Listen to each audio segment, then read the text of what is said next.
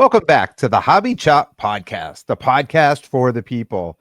I am Big Ken. He is Zip. And we have a special guest in the house tonight.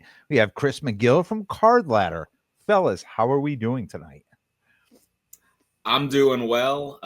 Had a long hobby day. Started out with dropping my son off early in the morning at the in-laws, meeting up for a card deal, working from home, fielding emergency calls, and in between prepping for the Whatnot show I just ran for 2.5 hours. And now we're running the podcast. We're going to keep it going. How about you, Chris? You're going to be able to stay awake for an hour?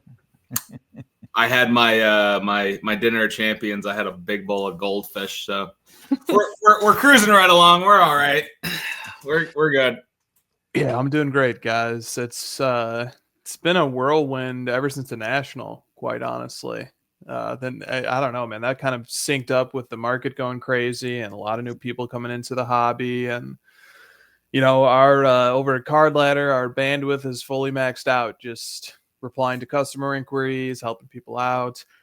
So I don't know, man. It just feels like we were all, or at least you and I, Ken, were on the show floor in Chicago like yesterday. We're 2 months removed. Yeah. I was on the show floor. I picked up COVID. I came home with COVID. I recovered. A week later, I was out in California at the West Coast Card Show. Right. So trust me, I was happy to relax a little bit, to come back and just kind of breathe. I didn't even I caught your episode about your visit to the West Coast Card Show, and sort of it was fun, man. You definitely have listeners all over the place, and you were telling a story about how some listeners came up to you at that show and stuff, and that's really cool, man. I think what you do is awesome. So that was a fun episode. I appreciate that. And I have to ask you, just before we even jump into this, I would have to think on the at the National and the West Coast Card Show and so many, like probably any weekend, but the weeks that these shows are going on, do you guys have to do anything different at Card Ladder? I mean, just knowing that so many people are just logging into your or in your server, looking up cards just constantly. Yeah, we do. So, during the last few shows, we've really tested the speed of our search software, and Josh made several upgrades to it that ended up not only catching it back up to the speed it should be, but actually making it even faster than it was before. So we've had to make several infrastructure upgrades recently, but they've ended up making things even a little bit faster and a little bit better. But yeah, we've dealt with that. And as soon as it happens, like Josh, he hops right to it. Right. I mean, we work on this 7 days a week, and every waking hour, if there's something that comes up, we deal with it immediately. So he usually gets that fixed right away on Saturday, when that's usually the busy day of the show. I would have to think, and I think my biggest worry would be like the National or a huge show, just like watching the servers and watching like the needle hitting the red line and be like, oh, don't blow, keep going, stay up. Yeah. No, we keep adding extra infrastructure reinforcements to make sure that doesn't happen. But yeah, it's definitely the search feature. Like Josh is always watching the metrics closely, and if the search starts taking a little too long, then he's getting on the horn with some of our service providers and just making sure that our searches are lightning fast. Like that's really important to us, is that the search is always super fast. Yeah. And I can say honestly, I've never had a problem with Card Ladder. Any show I've gone to, anywhere, I could complain about a lot of things, but getting Card Ladder and getting sales data and comps and all that stuff, I've never had a problem with that. Good. Yeah, if I ever have an issue, it's user error, like I'm spelling a name wrong, or it's Wi-Fi and it has nothing related to Card Ladder. In fact, me as the flipper, I started putting some cards in the collection feature. Not a ton, but I did it. So it felt that's like great, man. Step in a certain direction. Yeah, it can be an inventory tracker too, if that's how you want to use it.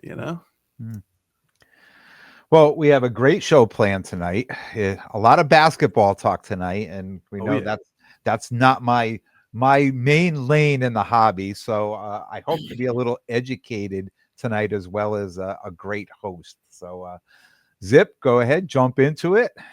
Yeah. So also, I think it's clear I don't have nearly as much basketball knowledge as Chris. I'm very much of your huge Celtics guy, right? But like in terms of metrics and deeper basketball knowledge, I'm like 5'7". Like I was not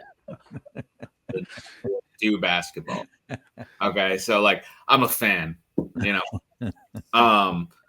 But yeah, so ideally we wanted Chris back on basketball knowledge. You've been known to dabble with some pretty nice basketball cards, I've heard. Hey, can you plug your podcast quick, because I love it and I appreciate it, and it's definitely a different speed for hobby content. Would you agree with that? Oh yeah. It's a whole different vehicle. It is very different. Yeah, sure. I mean, I started pushing out these episodes about 3-ish months ago, and I'm getting better as I go, and I'm learning as I go. It's called the Chris Hoge Cast, just Chris Hoge -cast. And if you just punch that into Google or any podcast player, you should be able to pick up the episodes. Yes, and it's wonderful the way you break down and the in-depth dives to your own personal collecting, and it's dangerous, man. Let me turn on a microphone and start going, and I don't know when I'll stop. So, I love that. I just hit my stride at 1:45. Exactly. It's like a Tarantino movie opening. The action happens like for Once Upon a Time in Hollywood. Yeah, that's good. That's exactly right. Uh-huh. You know, it's interesting though. Some of those episodes, you start getting deep diving into the data and the numbers and what what parts of the hobby are really ramping up, and what and it's numbers that there's really nowhere else you would get. Right. There's not somewhere where you could say, hey, I just want to pull this up or pull that up. But this is numbers, like obviously you are privy to a lot of this stuff. So you're able to come out, and it's a lot of really good information. Yeah. I mean, one set of numbers that I've been looking at lately, and I've thrown it into a few episodes, is the quantity of cards from a certain player showing up in marquee auctions. Because I do think that one of the consequences of a rapidly rising price environment like what we have right now is that the thing that follows is a bunch of supply floods the market. And so something I've been keeping an eye on is like how many, Michael Jordan is a player I collect. I don't mind picking on his market. I mean, he's my guy. So like, it's not like I'm, trying to take shots at other players' markets or something like that. This is my guy. This is who I collect. This is who I watch carefully. And, you can look at the uptick in the number of items of him, like, for example, that show up in the Fanatics Premiere. He's had a tripling or a quadrupling of the number of his cards showing up in those auctions. And those auctions have a cutoff of items of $10,000 or more. So there's 3-4x the number of his high-end cards that are coming to auctions right now compared to January of this year. Or I just looked at Golden. I was just looking at Golden results, and that you could see that like if I set the parameters in card letter sales history to only sales of Michael Jordan over $1,000, in January there was 30, in March there got up to 100, in July it came back down to 30, and then in September it spiked. It was over 230. So people are sending their stuff to market. That is something natural. That's something that economic theory would tell us is likely to happen. When prices of stuff start going up, more people are going to be willing to send their stuff in to sell. So that's kind of what I'm watching right now from the metric side, is I'm keeping an eye on the supply, and I'm trying to see, how is this new growing supply going to end up counteracting the increase in demand that we've seen, post national. Mm-hmm. You know what I've seen, and one question I wanted to ask you tonight is, you get to know people in the hobby, and people who are just collectors. They're just buying cards, and what lane they are, what they're buying, and especially what basketball. A handful of people now that I know are starting to pull cards out of their collection that haven't seen the light of day in probably 10, 15, 20 years, and have decided this is the perfect time to start selling some of those cards. And for whatever reason, I mean, the spike up came at COVID and went down, and those cards were never even thought of being pulled out. But now all of a sudden, here we are in 2025, and people are just thinking now is the time to pull these cards out. So I'm sure you've seen this too on your end, and inserting the the data for these. Yeah, I mean, it's like the Michael Jordan example is exactly that. Just looking at Michael Jordan high-end cards, like the number of them being offered right now is triple or quadruple what it was. And there are certainly some rarities that haven't come out that I would love to see come out. But that's the thing too. It's not just that prices are high.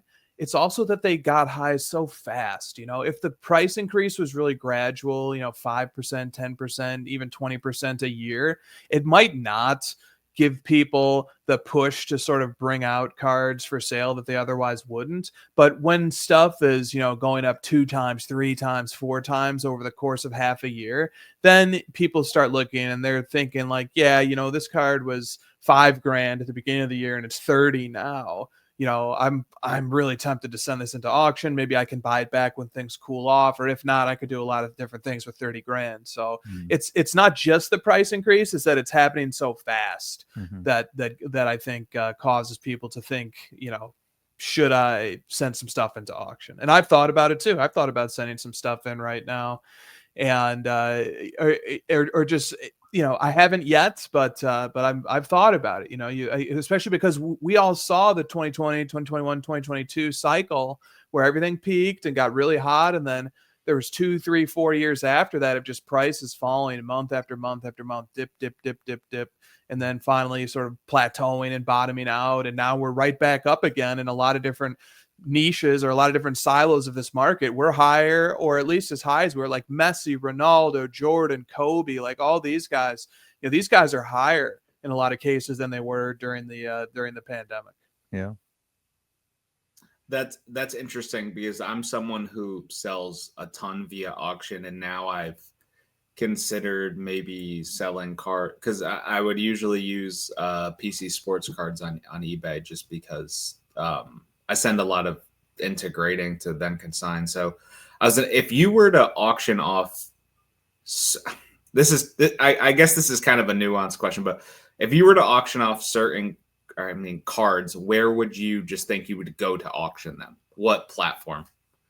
And that's also interesting too, because you're the card ladder guy. You look at all these sales all the time. You see where they come from. So I'm curious to get your take on that. I certainly think different things are going to do well with different platforms.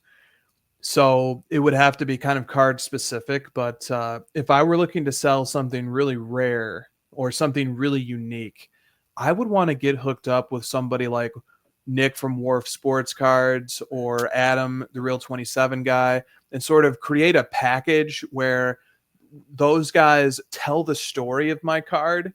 And they do a reel or some Instagram or some social media posts that go into depth that explain what the card is and what makes it special. I would want to pair up some content like that with whichever platform they prefer listing on.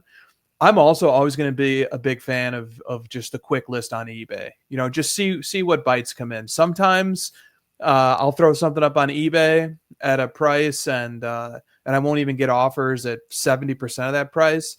And then I'll see somebody else sell the same card or a very similar card at a different platform. And, it'll go for twice that because it was at auction on bids, so it's tricky, man. Or like I've seen guys buy stuff at shows, and like somebody will walk around a show and try to sell this card and nobody wants it. And finally somebody takes it. And the guy who takes it just, he brings it in, he sends it to the Fanatics Weekly, and it goes for 3 times what he paid for it on the show's floor. There are a lot of arbitrage opportunities or market asymmetries that exist across platforms for different types of cards. So I think it really depends on what you're selling and how quickly you need to sell it and how much appetite for risk you have, because by the same token, you can send something to auction and you think it has a floor of at least X, and it ends up doing 50% of X, just because it was a bad night or the buyers weren't looking. Yeah. Yeah. And I think that's what keeps people from doing that too. Just being afraid, especially of a higher valued card, right? Like, wow, a big investment of this and I put it out. And just like you said, because I've had similar things happen. I put cards out at Fanatics, right? And I'm like, I wait for the extended bidding to come.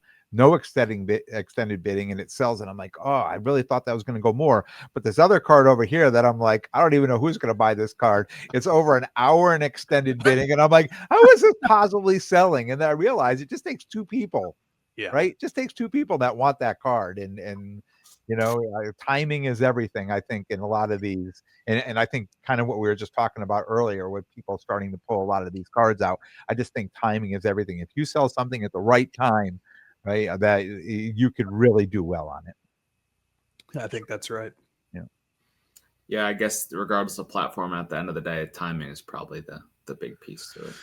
Yeah, I think so, man. But you also, if everything's all tied up in one card, and it's just a bad night for that card for whatever reason, one of the bidders who would be most aggressively bidding, maybe their internet isn't working or just something like that, that can happen. And so maybe there's something to be said about spreading it out, about having multiple cards and trying multiple platforms and sort of spreading the risk out a little bit so that you get some exposure to the upside and some exposure to some of the risk of every different type of platform and every different type of card. Yeah. That almost just reminds me of because I played saxophone in high school, and in the jazz band, there was a blues scale, and it was basically like if you didn't know the key or like what you were supposed to be playing in, there was this blues scale. It was just like this will suffice. Yeah. And that's why it's just like the exposure at eBay. It's like if I just put it out on eBay, at least I know like the most eyes are most likely going to be there, right? So 100%. That's like, yeah. Right. 100%. And eBay with the authentication and stuff too, like it's really smoothed out a lot of the BS that used to go on 5-6 years ago with returns and claiming, it wasn't in the condition advertised, or there used to be a lot of the game, not a lot, but there would be game playing that would go on from time to time. And now with the authentication intermediary, it makes stuff take longer. And especially when the market is hot, it gets backed up. I've heard that it's backed up right now, possibly. But the good news is that especially as a seller, once you send that thing and it shows up at authentication, you can forget about it. It's done. It's good. Yep. Yeah, absolutely. Yeah, and I feel a little better about buying some higher dollar items on eBay now as well.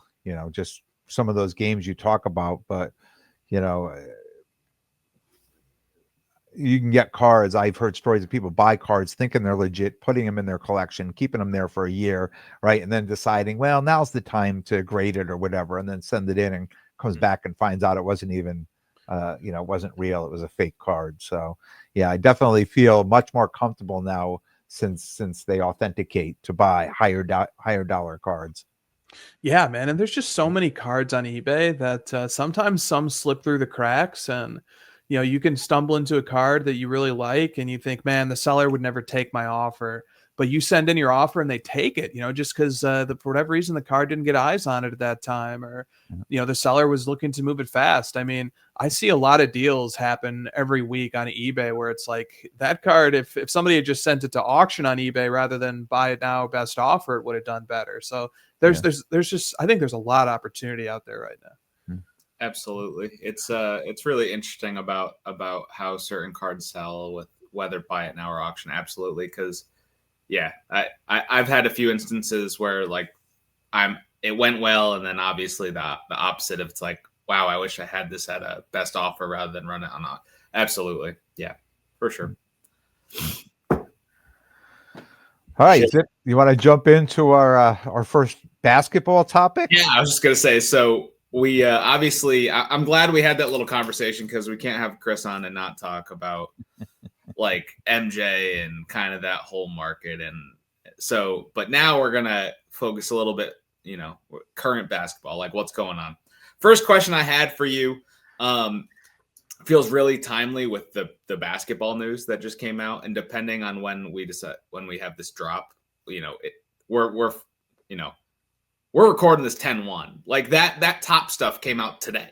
So it's very timely on our end in real time right now. But in this 2025 rookie class, who do you think we should keep an eye out for? I mean, obviously there's Cooper Flagg, like who's number one. Everyone knows him, but like, who do you have? Well, I have a name, but something real quick on the 2025-26 Topps basketball, which is very exciting. And I'm learning about this product for the very first time. And I noticed that on some of the promotional materials, they have these these first card 1/1s, which are just the standard base card, but it receives a special stamp because it's ostensibly the first sheet that came out of these cards off the press. So I'm just learning about these nuances and these things like that. And I'm so curious to see how the market's going to treat stuff like that, because I think it's pretty cool. But I'm learning about all this on the fly, so it's gonna be a while. But something that I noticed, well, not that I noticed actually, but that a friend of mine pointed out to me, and then I dug into it a little bit further, is there was a big player who's missing from the 2025-26 checklist, and it's a very big active player. And when my buddy Mark was showing me this, I honestly couldn't believe it. I was like, this can't be right. And I went through all the marketing materials, and then I went to Topps' website and I looked at the checklist, and some other people that Mark and I were talking to, they were looking at the checklist, they were looking at everything, and nobody could find this player. And I just couldn't believe it. I haven't really seen any content about it online except for my buddy Mark. So I don't know if this will catch on or not, but Luka Doncic is not in this product. Oh, wow.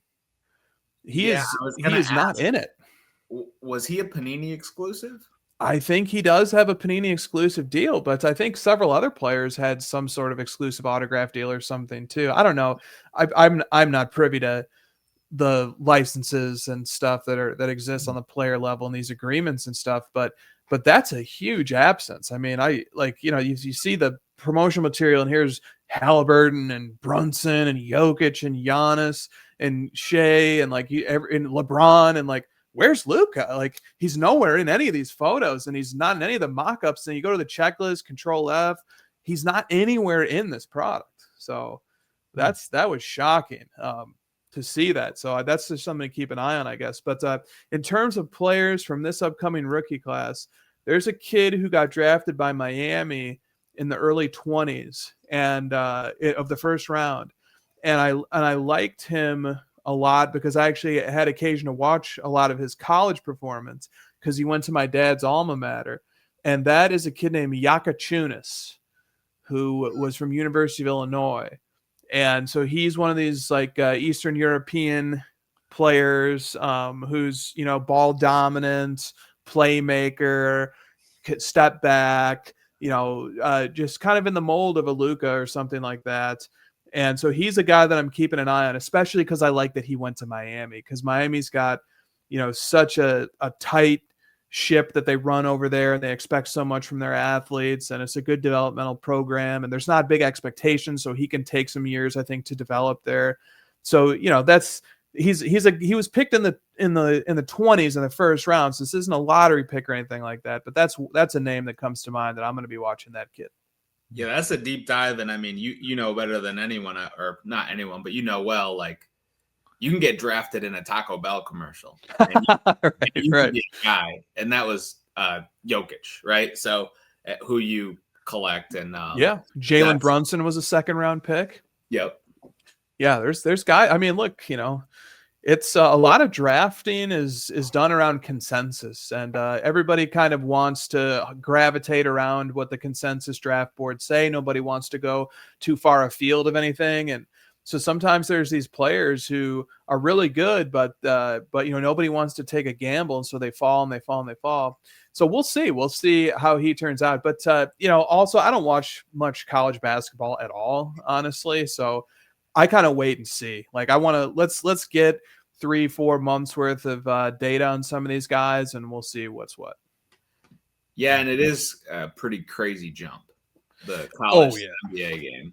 Yeah, Cooper Flagg will be so interesting to see how quickly he catches on, because he's got the size, he's got the athleticism. He looked great in summer league, but even Wemby, it took Wemby a while. Wemby was pretty rough in summer league, but I think if Flagg is the real deal, then he'll be showing real signs of it by around December or January. Yeah, definitely interesting to see, because he's as anticipated as they come. Yeah.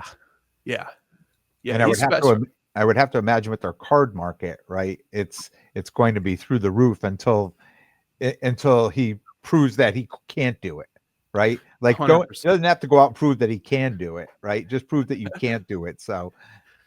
Even then, yeah, I mean, the hype has already been building for years with him. I mean, I remember seeing highlight reels of him when he was in high school. He's kind of like Zion in that respect, where, yeah, and very similar trajectory in terms of Duke and everything. So, yeah, it would take a lot for him to disappoint. I mean, we'd have to probably get to like end of year 2, beginning of year 3, and he's still not cutting it before people cut bait on him. Yeah. I remember when they were training for the Olympics and he was like 17, and like there were like reports that at times he was like the best player on the court, and it was with the Olympic team with every single name that we know, and it was like, this kid's not even in college, or right? Yeah, he wasn't at that time. He wasn't in college yet. Yeah, he's got it all, man. He's got the size, got the athleticism, he's got the playmaking, he's got the defense, he's got the dunks, like he's got the shooting. I mean, he could be something real special. And the Mavs made the deal with the devil. What do you think about that? How does that happen? Well, I think there was a lot of behind the scenes stuff. I think there was a lot of power struggles. I think Mark Cuban, selling the team and then falling into the background, and Luka was sort of Cuban's guy. And I don't think Luka and Nico got along particularly well. And I just think there was a lot of behind the scenes stuff. I think so. When Luka was traded, he was in the midst of a multi-month absence. And I remember when he got hurt, it was, I think, on a Christmas Day game. He got hurt against the Timberwolves. And that was the last game he ever played in a Mavericks uniform. And I just think that during that absence, the tension between him and Nico Harrison just grew and grew and grew. And, I think Nico felt it a lot more than Luka did, but I think Nico wanted the ship to be run a very specific way. And I also just think, and Nico has admitted as much, Nico just had no clue about the relationship that star players have with their fan bases. I think he's come out and said that. He has no idea. He was so surprised that the Mavericks fan base was so appalled that he traded Luka away. And so I just think that was a guy who wasn't really prepared for all of the requirements that his job had. And then he kind of thought maybe he was playing NBA 2K and he was just going to make this trade. And, it's like, no, dude, that impacted people's lives. Like that was franchise altering. And so what's interesting about Flag going into Dallas is that how's that going to work? Because they don't have Kyrie, but they do have this roster. I mean, they have Kyrie, but he's out. He's got the knee injury. But they have this roster loaded with vets, and they're supposed to be in win now mode. But this kid's 18 years old. Like he went to college a year early. So he's actually a year earlier than all of his classmates. So, or a year younger. And so, he needs time to develop. So how's this going to work? I mean, if Nico's whole thing is win now, shouldn't he have traded that number 1 pick to get some more, all-star level talents to win now? So I don't get it. What's the timeline? Is the timeline to win now, or is it to win later? How does the Kyrie injury factor into this? How are you, what are you guys expecting Cooper Flag to be like an all NBA player from day one? That doesn't seem realistic. So I don't know. I think the Mavericks are a mess. Yeah, I mean, Nico is probably terrified to try to make another big trade. You're probably right. I mean, how scrutinized, regardless of how it went, would that trade have been for that first overall pick? Yeah, you're right. He had to stand pat. He got the number 1 pick. This kid could be a new franchise cornerstone for decades. So I think you're right. I mean, what would he have done? Traded it for Kawhi Leonard and stake in his company? What would he have done? I mean, yeah. I just think everyone in Dallas has egg on their face. Mark Cuban tried to portray it as he was still going to be calling the shots. He was still going to be the team governor. They immediately moved him out of the way. Luka was his guy, and you could see how Dirk Nowitzki sort of had distanced himself from the team for a period of time. He felt like it was very disloyal of the team to trade Luka. But I think there was a lot more behind the scenes too. I think Jason Kidd was a big factor in all this. I remember when the press conferences were happening, anytime Nico would come out and talk, Kidd would be right there encouraging him. I think Jason Kidd was a factor too. I think Kidd didn't want to play the style. He's the head coach over there. He didn't want to play the style of basketball that Luka was playing. I think Jason Kidd wanted to be a very different team. He wanted to be a defense first team. He didn't want a ball dominant, offensive oriented player to be the centerpiece of the team. And he felt like when they went to the finals, I think he felt like he saw in Boston the type of team that he wanted. He didn't want this, heliocentric offense of like one dominant player surrounded by 3-and-D and a rim roller. I don't think Jason Kidd wanted that. So I think Kidd was quietly pushing for them to dump Luka too. So for them to continue on, they just have to move on from Kyrie and then continue being Boston, right? Sounds easy to do. I guess the Kyrie thing does fit, like it's on that arc, right? Yeah, right. It's on that arc. Exactly. Okay. So another thing too is this 2024 class, the last year. I feel like a lot of people thought it was very underwhelming. Yeah. I'm curious if you think there's any guys in that class that may take a jump that maybe people aren't privy to, or like, for example, like I think someone who got forgotten, not totally, but like to how good he was doing was McCain. Like he was like running away with the Rookie of the Year. Correct me if I'm wrong. And then he gets hurt and Castle seemed to have taken it, but actually he has a card on bids on eBay right now. I saw it was at like 19,000, and it was it was the Panini 1-in-1, his Nike swoosh 1-of-1. It has like an inscription that says "Go Sixers." Yeah, that's a great call out. I had completely forgotten about McCain, but he was sensational. And the 76ers might be pretty good. I mean, health depending, but they might be pretty good. Big if for that team. Big if. Like Reed Shepherd's going to get a huge opportunity in Houston. Like he was like couldn't get any minutes last year, and now that Van Vliet is out for the season, Shepherd's probably going to get a lot of run. So he's a guy to keep an eye on. Sarr, the kid in Washington, Alexander Sarr, his overall metrics on the season. I mean, look, every guy from this class has terrible metrics, but in his are no different. But I did watch one game. So I watched pretty much every Nuggets game and every Lakers game and a lot of Bulls games. And I watched one game of the Wizards Nuggets, and this Sarr kid put up almost 40 points. And I was like, that ain't bad for a rookie. He was showing some stuff. So like, that's anecdotal. Like on the whole, his numbers were not special, but he had a big game there. So I kind of got an eye on him, but I'm just not blown away by this class. I mean, Castle's Rookie of the Year. Maybe he could turn into something special, but I think to see how anything is going to pan out, this class, especially before we see any All-Stars, is probably going to be 2, 3, 4 seasons. These guys need a lot of work. Yeah. And what's tough about Castle too, and again, UConn guys here, is will he be the third most hobby relevant this year on that team? And he just won Rookie of the Year. That's tough. Like that's really, I can't even think of when that situation has happened. And because you have Wemby clear number one still, I assume people will be all over Harper, considering if Flag wasn't there, he would be like a solid first overall pick from what I've read and seen about scouting. Right.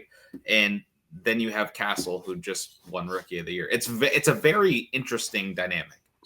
Yeah, Wemby is such a cool storyline because remember when he had the injury or the clotting and it shut down his season, and it was scary. And but it seems like everything's cleared up and he's good to go.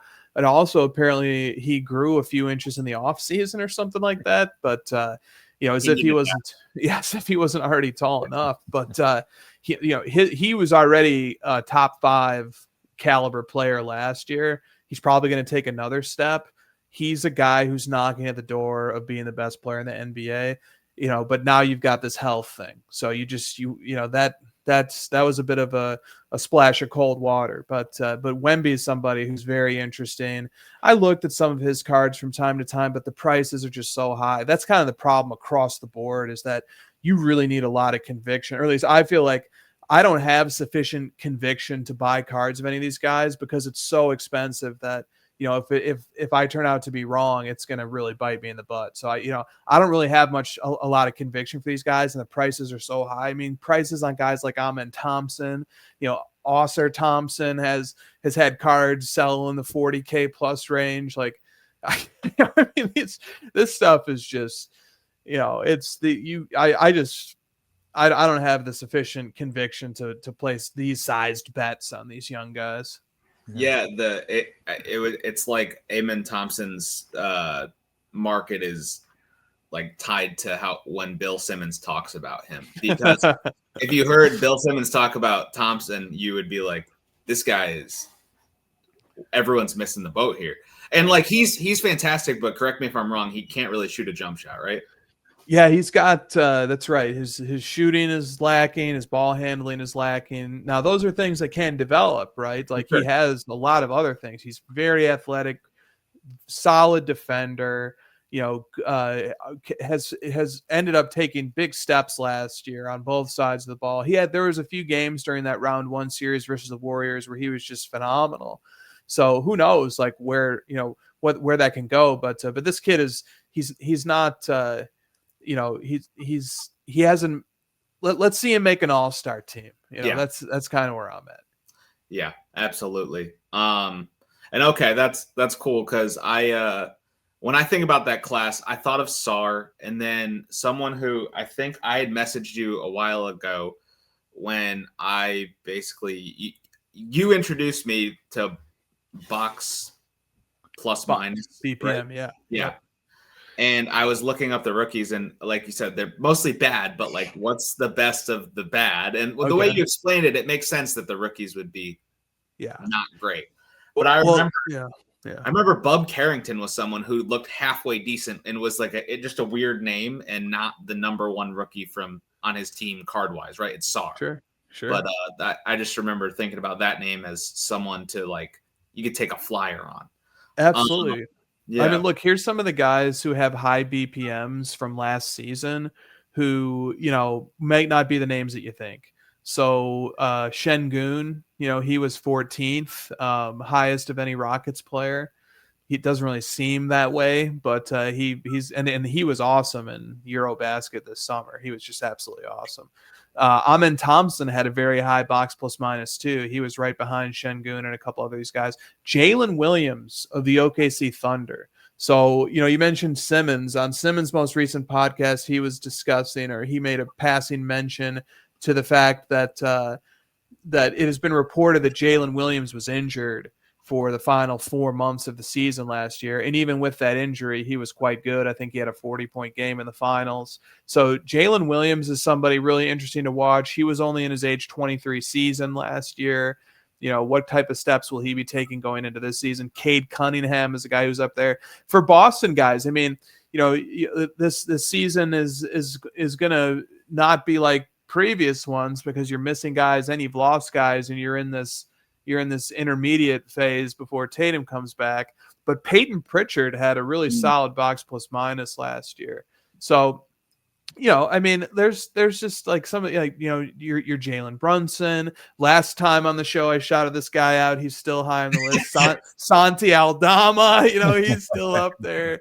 Franz Wagner, Jalen Duren in Detroit. Like the BPM list is just awesome to look at. And all BPM is doing, it's a sophisticated regression model, but what it's measuring is how many points per 100 possessions does a player make their team better relative to an average guy.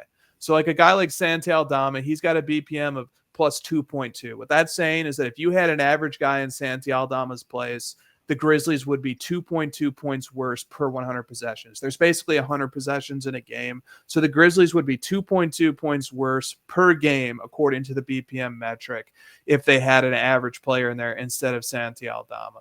So you can, start looking at some of these numbers, like some of the guys who score really high. Wembanyama was 5th on the season last year. He was a plus 6.5. Yeah. So this metric is saying that if you had an average center in there, a league average center instead of Wembanyama, that the Spurs would have been 6.5 points worse per game, basically. So it's a cool metric to look at, kind of scroll through, see who some of the high impact players are. Is it like 8+ is like MVP territory? Is that the threshold, or is it 9? eight plus. Like, so last year there were 3 guys who were over 8 plus: Jokic, SGA, and Giannis. Okay. Yep. Yeah. I mean, that just seems obvious, right? Like, I don't know that I'm not, I don't know. Maybe it's because I have a little, like, I've been exposed to it from you, but like, you just think like, who are the 3 guys in the league? And it's that. So Yeah, exactly, seems, man.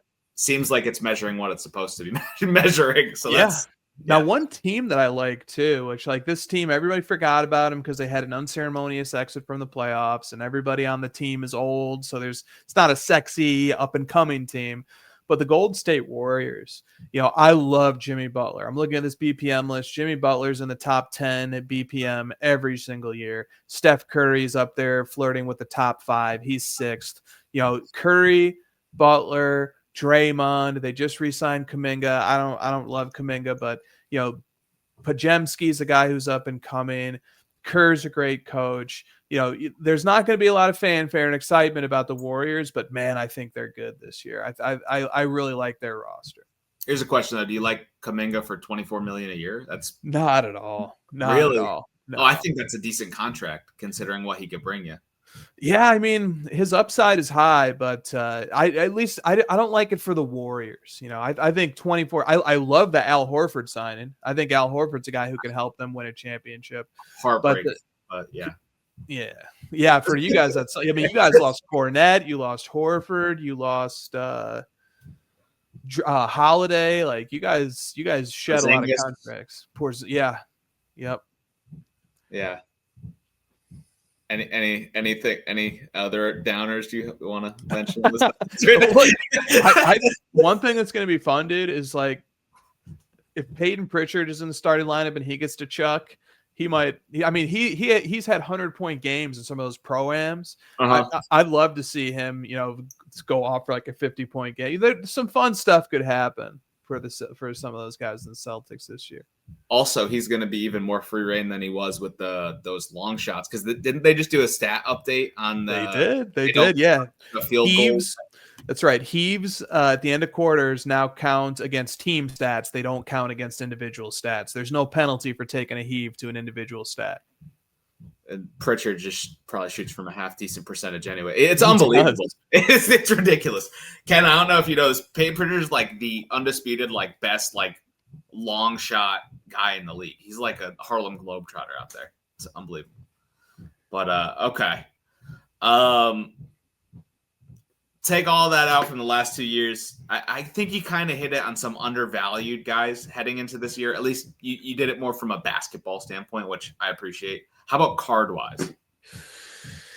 Oh man, it is hard to say that there are undervalued players out there. All the basketball cards, man, they're just so high. Like, some guys I might look at, and these aren't young and up and coming guys, but Kevin Durant. Like, here's a guy who, he's got 3 total MVPs. He's, one of the greatest scorers. He's going to have a really nice legacy when it's all said and done.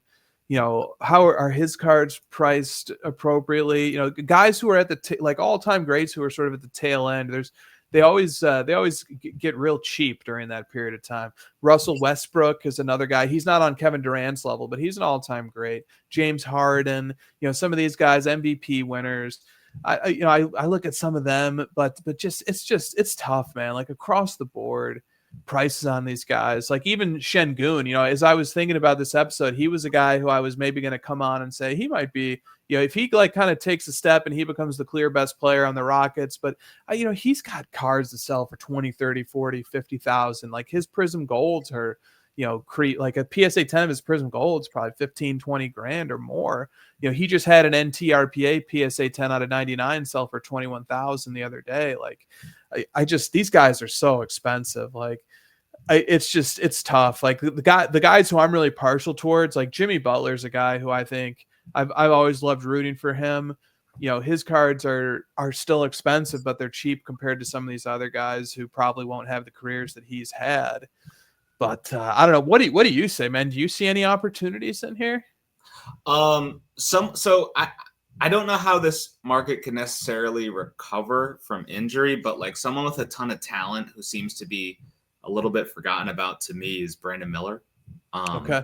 He showed 30-point game flashes that Hornets team seems to every once in a while when you think they're on the right track, it's like it's just like they get derailed. But they're exciting. LaMelo will just do wild stuff, and but like he's someone, and then also maybe not such like a hot take or anything like that. And he has cards that sell for a lot of money, but like someone I think who really could take the jump is Banchero. Sure. Also the East is somewhat open. Yeah, I would say. Yes, it is. Right? Like it's wide open, man. I mean, Detroit, Orlando, New York.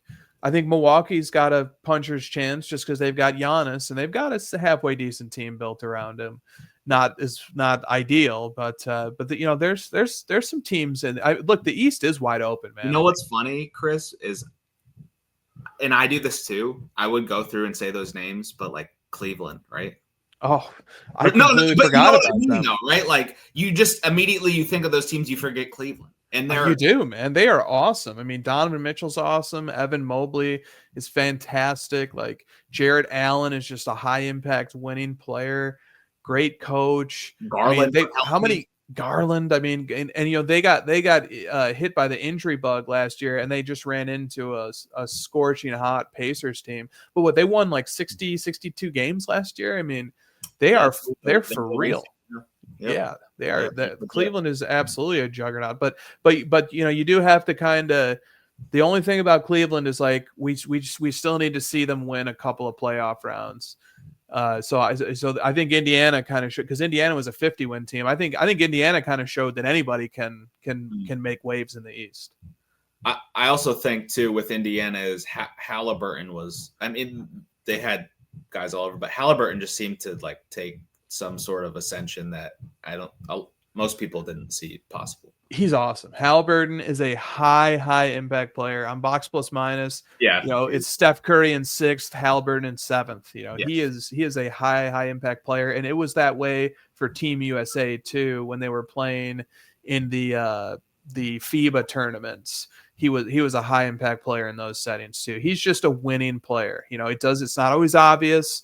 He has sneaky athleticism too. He's so much faster than it seems. I've watched him in person, a handful of times, and he is a true freak. How quick and how fast he is, and he can get by anybody.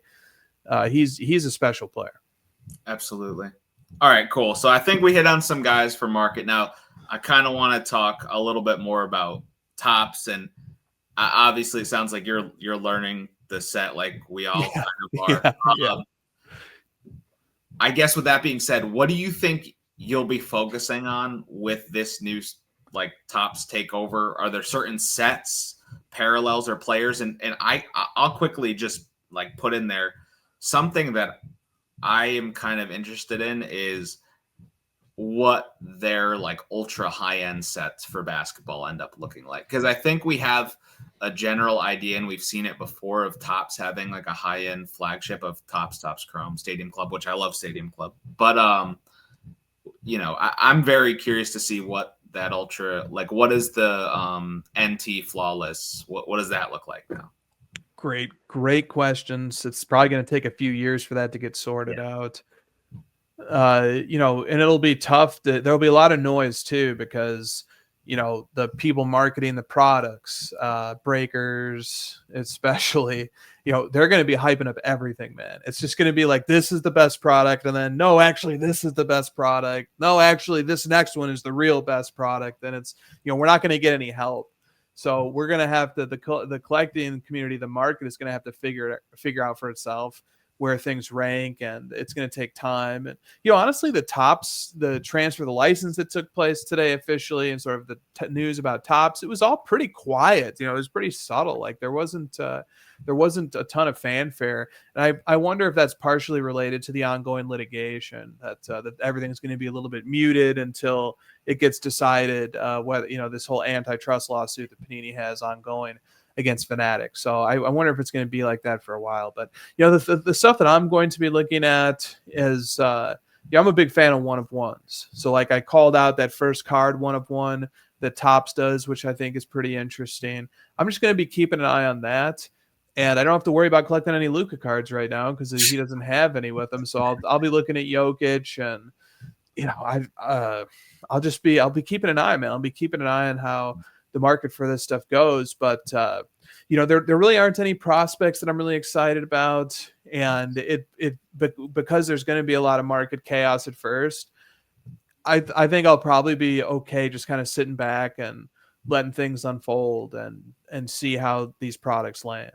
It'll be fascinating to watch. I think everyone's excited for this, and I think everyone will also be excited to watch what happens.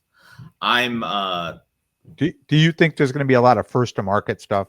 I mean, do you think when this stuff comes out, people are going to rush out, grade this stuff, and as we see in any new product coming out every year, right, that the value goes up? But here it's the first year, and even though these guys are vets, right, it's their first Topps card.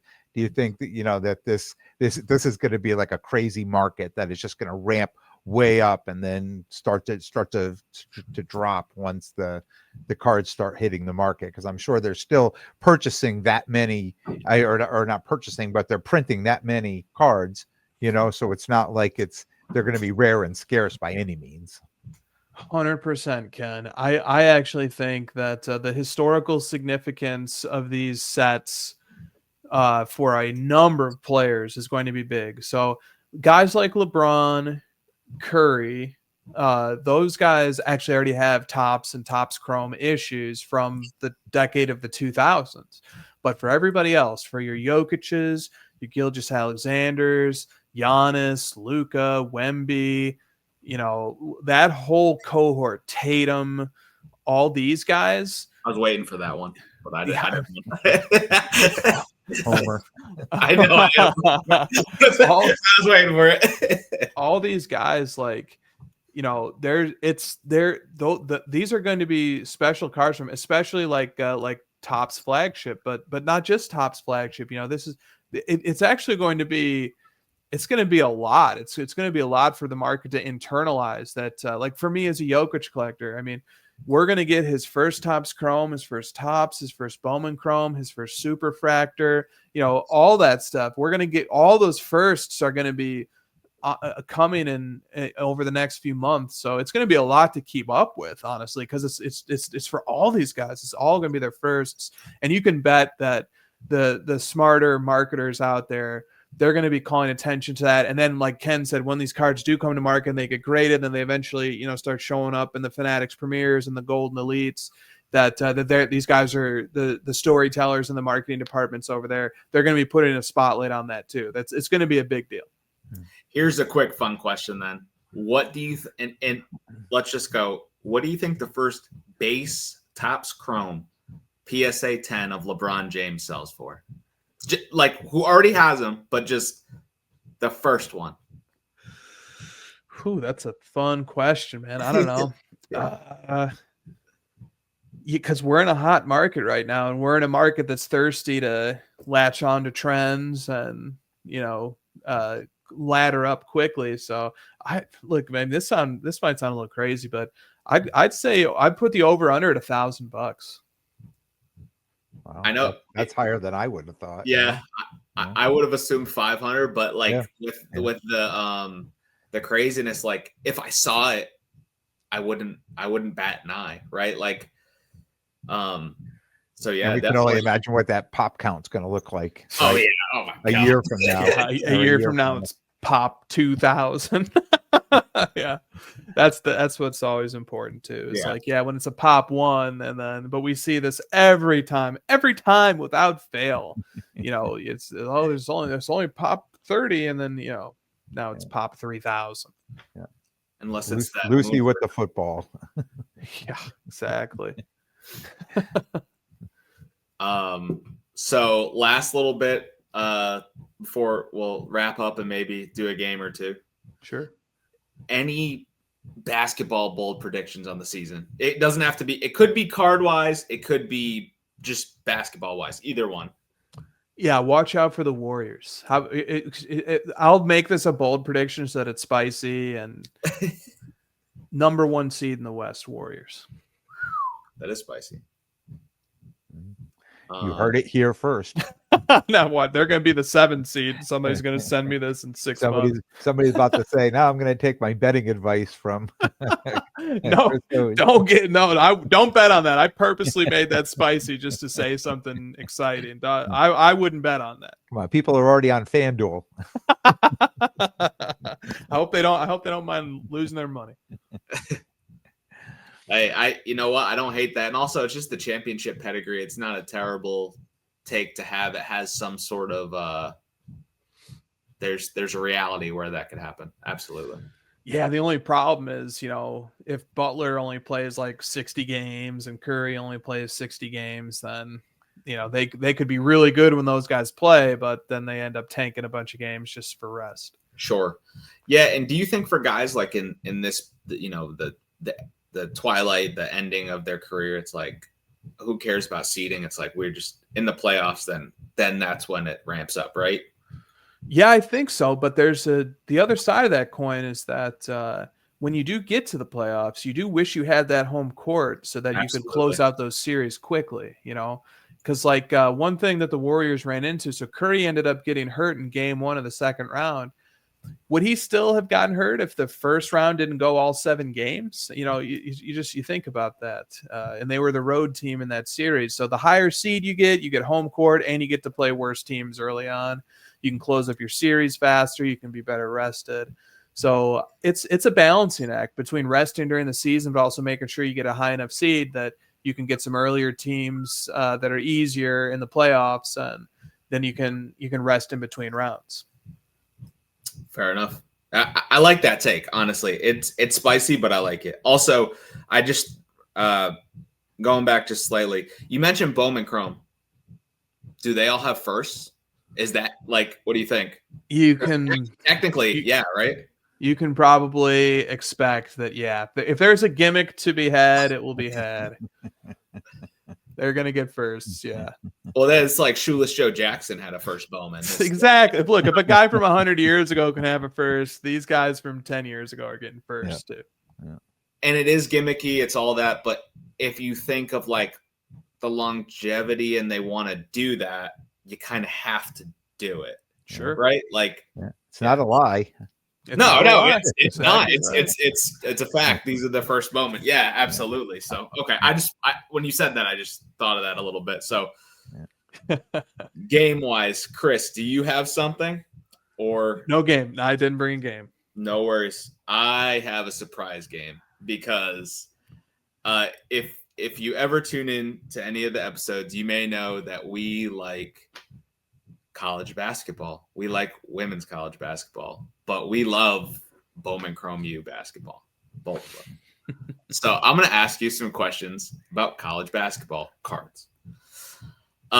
First, the Cooper Flag Superfractor Auto in a PSA 9 with a 10 auto grade was the most expensive card sold from this year's 2024 Bowman Chrome U basketball. Can you guess what it sold for? I want to say around 80 or 85. Not a bad guess. Ken, did you already look at these questions when I sent them and stuff in, or no? I didn't. Okay. Do you have a guess on? I think he's close. I would have probably. I think if I remember, I think it was somewhere in the 90s. Okay. I think it was just a little bit higher. $97,600. Yeah, is what it did. Yeah. So that ballpark. That was ballpark. Yeah. Ballpark. And I remind my wife when I buy the case of it, and she said, "Why would you buy a case?" I'm like, "Come on, this card sold for almost $100,000. There's more in here somewhere." There you go. There you go. And it's interesting for me. I think it's interesting, like with the carryover to Topps now, and we just talked about Bowman. Do those first Bowmans matter more than they had previously? Because Chris, I don't know. I'm sure you're aware of it, obviously, but like I don't know how much you do baseball or like the Bowman craze. Like Bowman is king. Like first Bowman in baseball is king, and I'm just curious if that's something we see carry over at all. Well, part of the reason why the first Bowman does so well is a quirk that resulted from the 2006 agreement that the MLBPA struck with the manufacturers, where they wanted certain appearances to receive the rookie card logo, and then other instances could take the first appearance logo. And so because of the farm system and the way the players come up, that the Bowman First has become the de facto rookie card, or it has taken the prestige of the rookie card because it's the first appearance of these guys. Granted, a lot of it's photoshopped, airbrushed, but it's the first it's the first premium appearance of these guys, and sometimes they're very, very young on those cards, but still in their pro uniforms, which is really cool. In basketball, it's a little bit different because the farm system doesn't exist. So like Yakachunas, who I mentioned, he went to the Miami Heat. Before that, he was with the University of Illinois. He's not going to have any farm system Miami Heat offerings that could really fill in for a Bowman First. The Bowman First offering is going to be in that University of Illinois uniform, or if it's like Wemby, it's the Metropolitan 92. Now, with that said, I do think that people will start to give these Bowman Firsts in basketball and football, even though they're going to be in collegiate uniforms or alternative pro leagues. I think it will open more people's minds to them. And I think they are going to take a closer look at them as they sort of learn how these products work in baseball and transfer some of that over to basketball and football. I do think it's going to make them more appealing, but I don't think it's ever going to be quite 1-to-1 with baseball because the farm system difference between the sports. That's fair enough. And the only, I mean, not the only, another reason I think it could take a little bit more like in that direction too is NIL.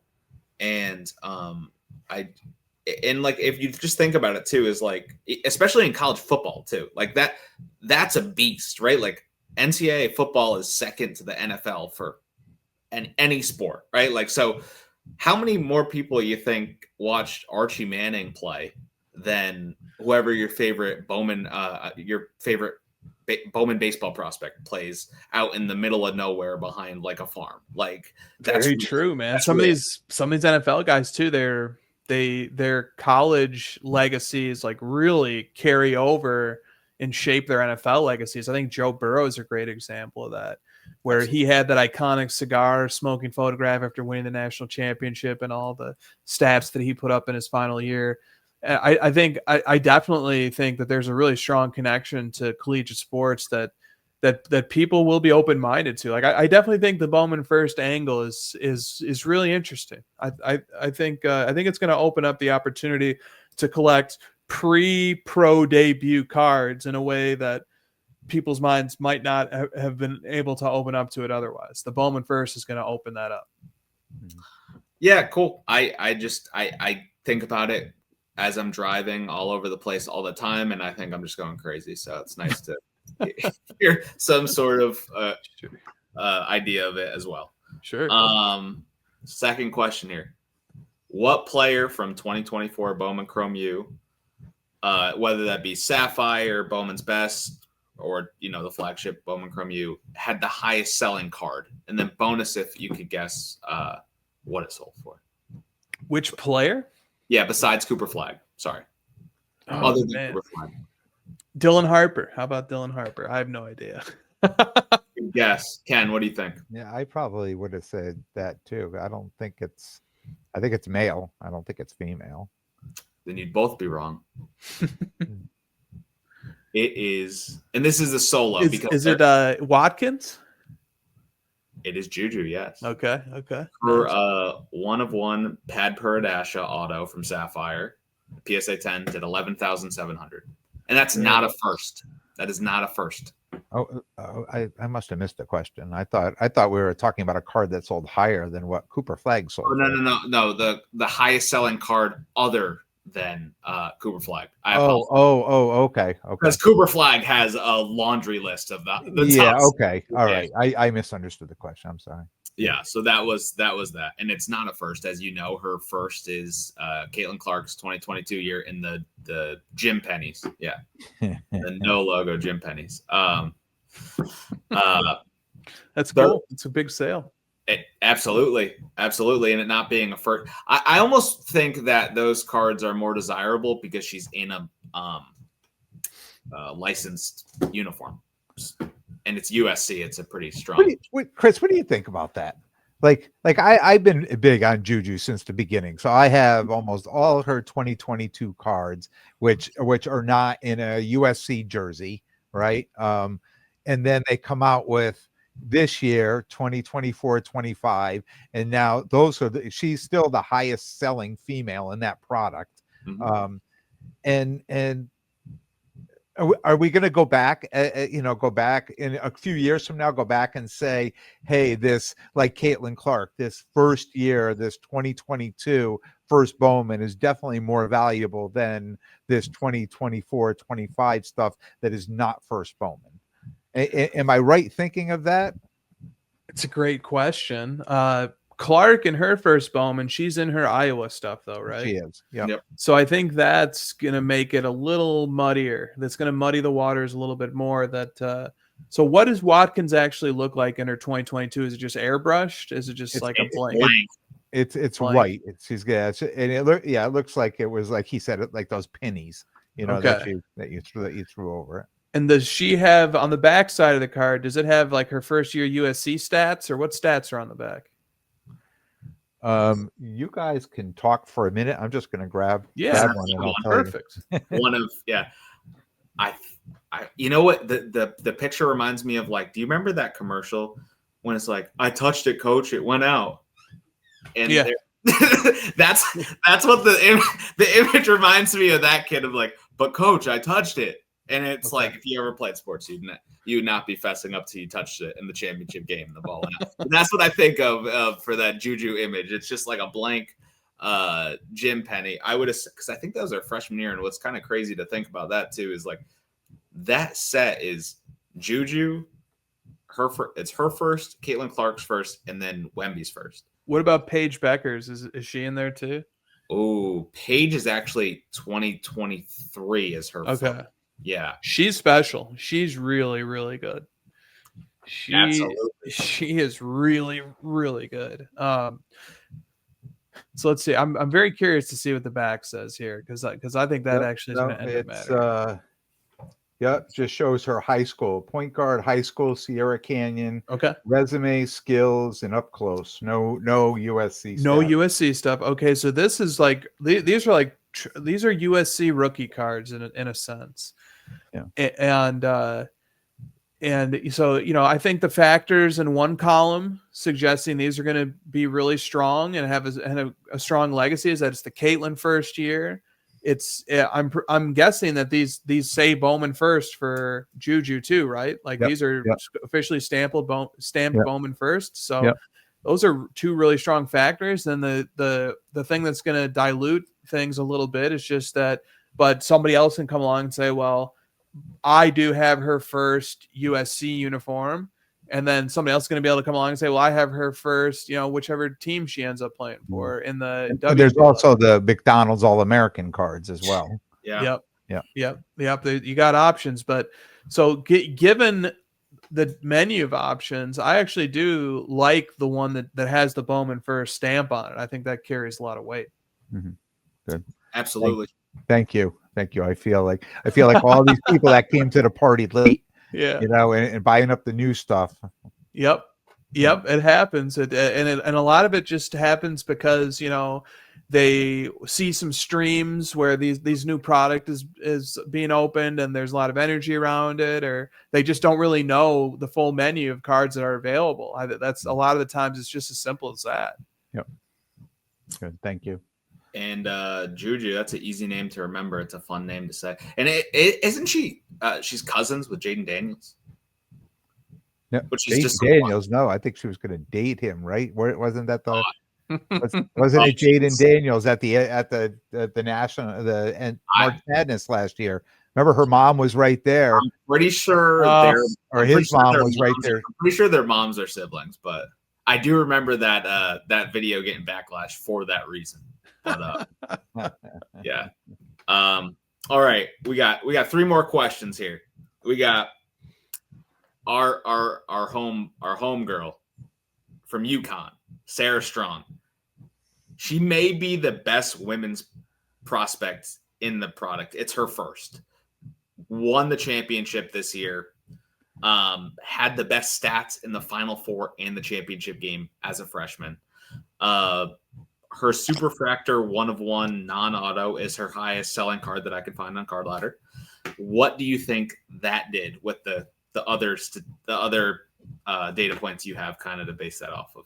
Well, you gave some clues with the preamble because I've maybe heard of her a few times, and then that would have left you in the dark if I didn't say. Yeah, that helped. That was very good. That gave me enough to go off of where my gut says $5,000. Yeah, that's very good. And I'm gonna say that from someone who owns a Superfractor 1/1, but it's the social studies insert. It's not the true, and I know that true. I think I'm gonna say $7,200. I think that's sold for. Close, 66.25. Okay, yeah. I knew it was right up there. So yeah. Very close. It'd be interesting to see what the auto does. I don't think it's pulled. I don't know if it's been recently pulled or it's recently hit the market, but I know at the National and the West Coast now I talked to people that were all like, that card hasn't been pulled yet. It's still in the product somewhere. So it could have been pulled and nobody said anything, or it's just in somebody's collection, but nobody is, at that point, as of August, nobody had seen that card. So. Yeah, and really quick on her, she's amazing. She won the Freshman of the Year award, and she won a championship. Like, she has everything that you could want, and especially being at UConn, it's just there's high standards to live up to, and I feel like I heard murmurs around our areas is she going to do what Stewie did of the 4 years, the 4 championships, which is ridiculous. But you just wonder, it's this girl, true freshman, came in with Paige Beckers on the team and Ozzy Fudd, and she was statistically, if you just go look at the box scores, you'd be impressed, Chris. Later on, whenever you get a time, go look at the box scores of the Final Four and the championship, and you're like, this girl's a true freshman. That's wild. With Paige Beckers, and she's also good pedigree. So both her parents was Danny Strong and Allison Feaster, which they both played. Oh, Ken, yeah. We can't hear you, Ken. Can you hear me now? Yes. Yeah. You were going in on the Strongs. Oh no, her parents, her mom played in the WNBA and her dad played professional basketball too. They're both professional basketball players. Wow. So she comes from good pedigree as well. Yep. She sounds exciting, man. She's upcoming. She's up next. All right. Now for this question, I wanted to kind of combine our love for college basketball and your love for Michael Jordan and see where we're okay. Now this is from the Breakers Delight product. It's called the Black Red Stealth Auto. It's a 1/1 also. So Cooper Flagg had a Black Red Stealth Auto 1/1 in a PSA 10, sold on June 27th of obviously this year on Fanatics Premier. Did it sell more or less than the most recent 9/25/2025, this last September, PSA 9 1996 Flair Showcase Legacy Collection Row 0 Michael Jordan out of 150, also on Fanatics Premier? I know what that Row 0 sold for. I sold for a little over 57,000. Spot on. Yeah, I know exactly what that sold for. So I gotta say the flag. So the flag is from a product called Breakers Delight. It's not the Superfractor. It's not the champagne looking, right? It's a Black Red Stealth. It's a watered down 1/1. Sure. Yeah. I'll take the under. I mean, I don't know, but $57,000 is a lot of money. I did pick these. I did cherry pick these because they were very close. Okay. The flag did 60,000 and the Jordan did 57,600, which I thought's ridiculous. That's a big sale. I get the Superfractor. I get the true Superfractor, but this is the stealth. This product also has parallels called reptilian. Why do we have it? It's scales. It's a pet peeve. It's just, I just thought that was outrageous, the sale when you compare it to a card such as that Jordan. So yeah, it's a big sale. It's a really big sale. When did that flag sale happen? You said that was like April of this year? June 27th. June? It might even sell for more right now. I know that's what's crazy, right? Yeah. And it's not. I mean, it's a true one of one auto, but it's not the super, which Sure. I think clearly is the one, the best one. Yeah.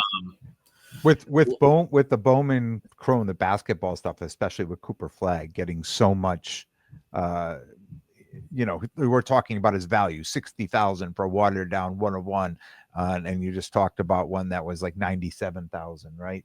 So as we move into the pro cards, this professional cards coming out, do you see the values of those dropping? Do you think this is different now? Do you think that these values are going to stay strong? I mean, I think we saw Wemby's market drop, right? His basketball somewhat dropped when his professional cards came out. Yeah, Wemby's Bowman First non-auto supers on eBay right now, and I think it's $250K OBO is the price.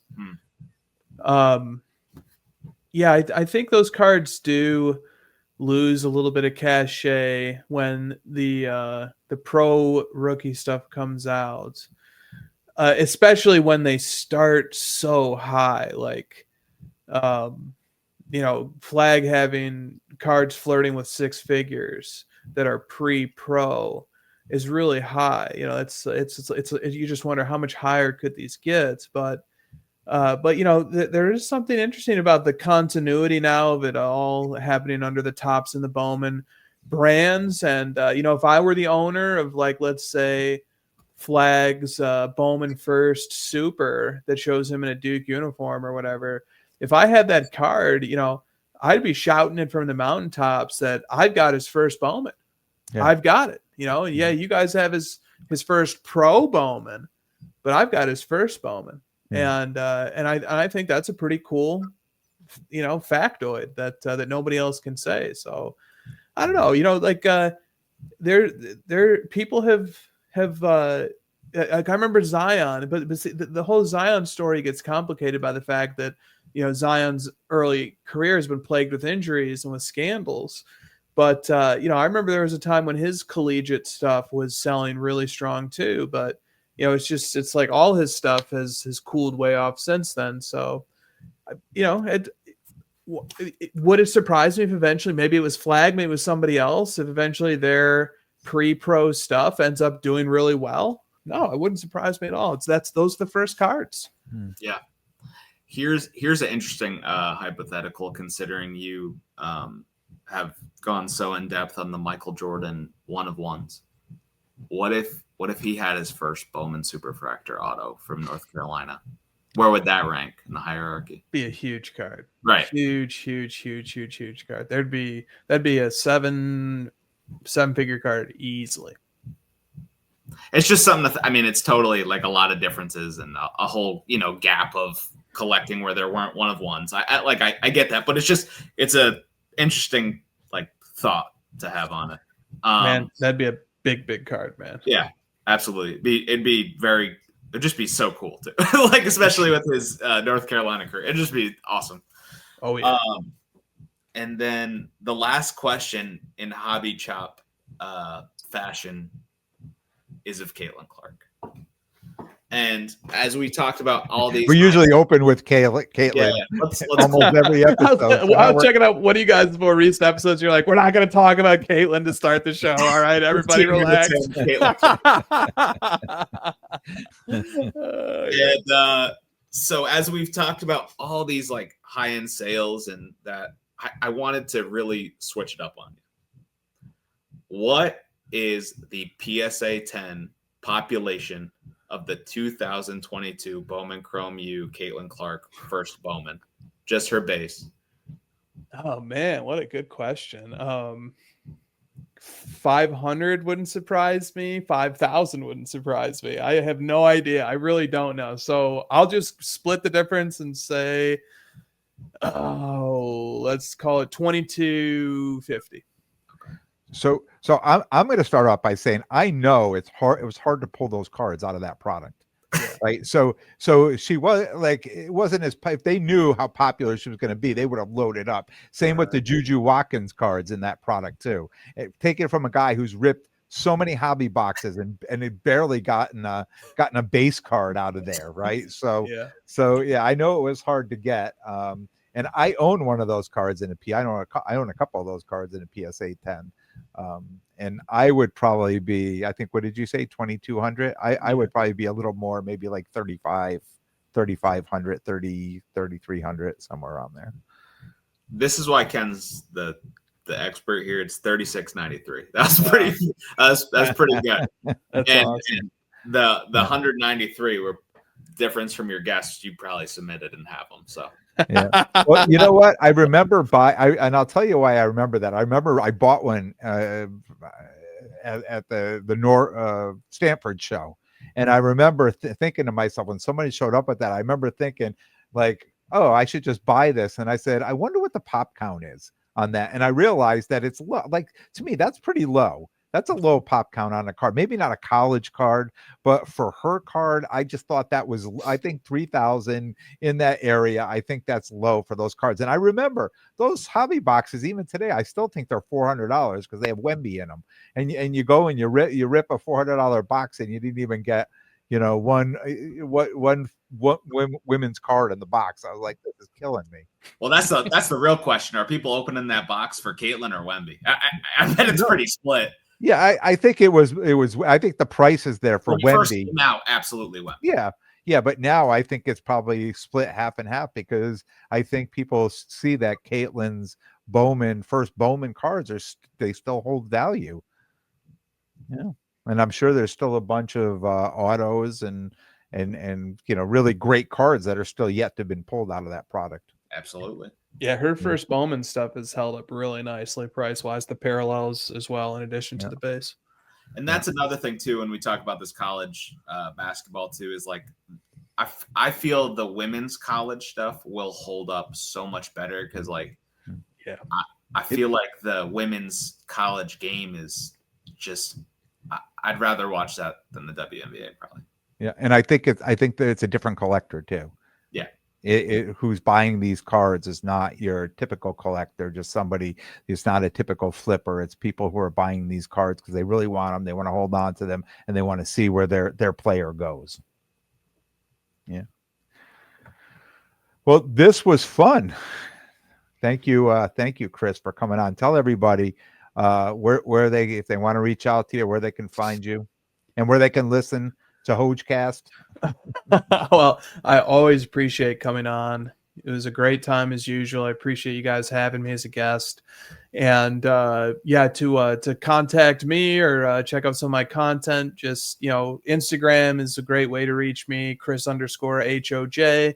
And you just punch that into Google too, and it'll get you to various content that I've created, my YouTube, which has my podcast on it, and everything like that. So that's probably the best way to do it. Great. And hopefully we'll get you back on again soon. Yeah. Hey, anytime, guys. Yeah. Thank you so much for coming. This was a blast. Appreciate it. As far as next week, I'm not sure. We haven't talked yet for our episode next week. I'm going to be traveling. So just stay tuned, watch Instagram, whether we're going to do a live or a recording. So stay tuned. Stay tuned. I want to thank everyone for watching. Thank everyone for listening. Please like, please subscribe. And we'll be back next week with a brand new episode. Fellas, have a good night. You as well. You too, buddy.